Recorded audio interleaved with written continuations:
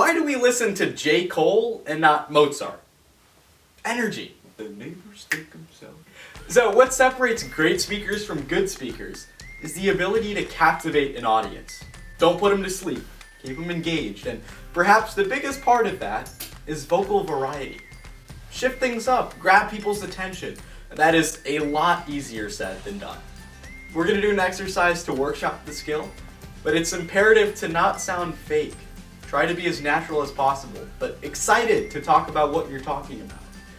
And by varying up your pitch and volume and utilizing the full range of your voice, you won't be stuck speaking like a robot with a monotonous voice. Again, a slightly silly exercise, but you're going to get used to using the entirety of your voice. It's going to sound kind of like a siren, except I'm jumping from the upper boundary to the lower boundary of my voice.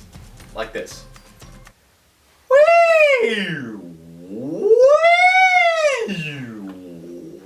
Okay, that was... So pitch variation is key to energizing your speech. So keep working on it. Now that you've kind of opened up your vocal capacity, tell me, a friend or a family member, about a topic or an issue you're particularly passionate about. Ask them to rile you up a little bit. If it's a political matter, maybe have them play devil's advocate. That never fails to get people excited. Sometimes a little too excited.